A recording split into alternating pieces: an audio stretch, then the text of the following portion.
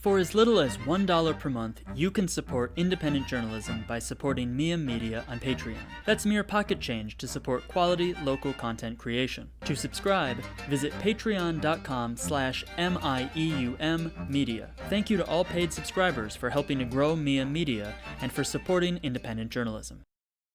Last week, Mieum Media highlighted New London, Waterbury, and Derby, because in 2016, a viral video claimed that these 3 cities, and 7 others, were among the 10 worst places in Connecticut.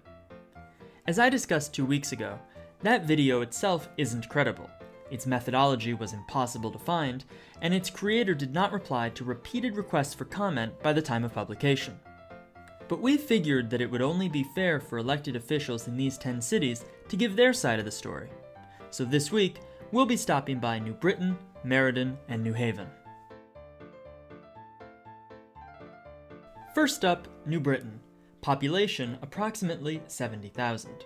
Continuing our worst tour of Connecticut, we come to New Britain, just outside of Hartford. This place is just a mess. It ranks in the bottom 10 for income levels, people out of work, and the schools. What about the crime in hard-hitting New Britain? Well, you'd have about a 1 in 33 chance of being the victim of a violent crime if you spent a year here. On a positive note, for entertainment options, we have to mention that there are several red box rental machines in town where you can check out all the latest movies. Poorly produced. It starts with all kinds of graffiti impositions and inferences. I mean, it's just silly. They haven't lived in New Britain. They haven't seen the city. They haven't gone through the education system. I mentioned my daughters and all the success stories. I mean, we have graduates who are the backstage managers for the Metropolitan Opera. People become superintendent of schools and across the country. Celebrities, writers. We can go on and on. That's Danny Salerno, an alderman at large in New Britain. He confidently told Mieum Media that New Britain isn't like big cities such as Boston or New York, but he says that's a good thing. That it's not a large city. There are no large cities in the state of Connecticut, which actually should be attractive from my standpoint. Yet you can get the urban flavor of whatever you determine that to be. We probably are the safest city in the state of Connecticut by almost any uniform crime report indicators or data in any level, literally from homicide all the way down to breaking and entry. We have the Bees, which used to be the Rock Cast. Veterans Stadium holds 10,000 people. There are many activities that happen there, everything from Hindu celebration events. We've had Bob Dylan here in the same stadium as John Mellencamp. Alderman Salerno said that although there's a ton to do in New Britain, its proximity to other great places is an asset that he encourages people to keep in mind. We're an hour and 15 minutes from, I like to say, Yankee Stadium. And if you're a Red Sox fan, you're about an hour and 20 minutes from Fenway Park, which literally means you're also that far, that close to all the various cultural accessibilities of New York and Boston, and you don't have to live there. We're 40 minutes from the ocean. We're several hours from the Cape. If you want wilderness, you travel 6 or 7 hours north to Maine and Vermont, New Hampshire, and you can do various possibilities for camping and skiing in the wintertime, and you can still come back to Connecticut.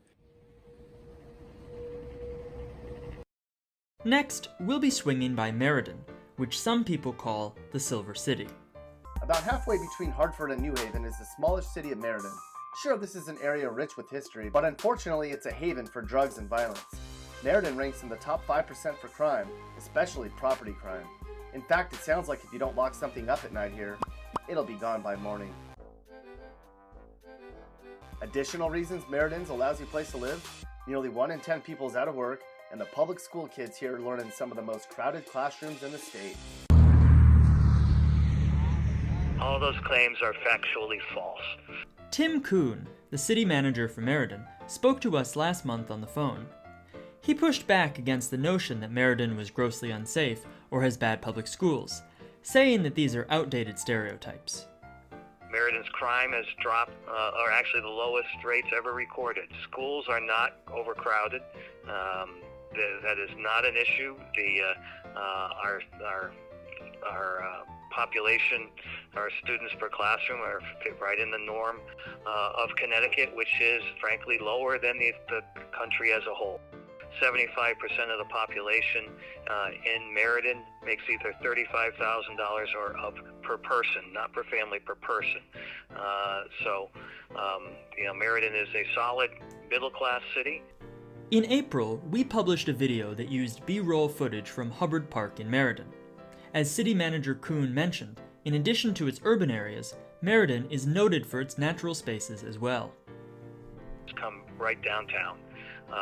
We have a totally revamped, renovated, rebuilt downtown in a gem of a green that used to be an urban brownfield that is now a wide open green space that affords spectacular views. I think the biggest stereotype is that it's not a good place, that there is a lot of poverty and with a lot of the problems you would see in very low socioeconomic neighborhoods, and that's just not true. Meriden is known as the Silver City because the large concentration of silver makers that once made a home in the city. They are no longer here. But there's a great deal of industry and manufacturing still being done in the city. It's just not downtown anymore. It's just moved to other areas around the city. Last stop for today, New Haven, the first planned city in the United States. If you polled 100 nutmeggers, you'd probably get 98% of them to agree that New Haven should be on this list. While most Americans know New Haven as home to the prestigious Yale University, people on the coast know it for what it really is: crummy. If you like living near lots of people, then this is your place. New Haven's the second most packed place in the state. Crime is the second worst in the state too, meaning if you wear the wrong hat in the wrong neighborhood in New Haven, you're gonna get iced. So you better play it safe if you want to stay out of trouble. A majority of the population not affiliated with Yale is strapped for cash. In fact, it's the 9th poorest place in the state.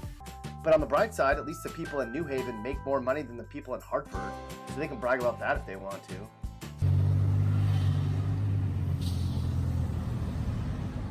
New Haven is probably the most active and vital city on the East Coast, except for New York City, Boston, and perhaps Miami.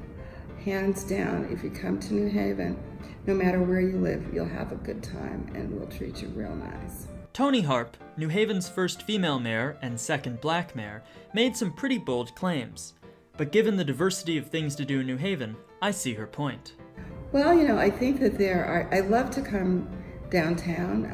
There's so many different places to eat in New Haven. You can almost eat around the world. So whatever you like, and pizza. If you want the best pizza, I would say probably in the United States. And you can fuss about, whether it's modern, whether it's Sally's, whether it's Pepe's, or my favorite is Ernie's. What you do know is that you'll get some of the best pizza in the United States right here in New Haven.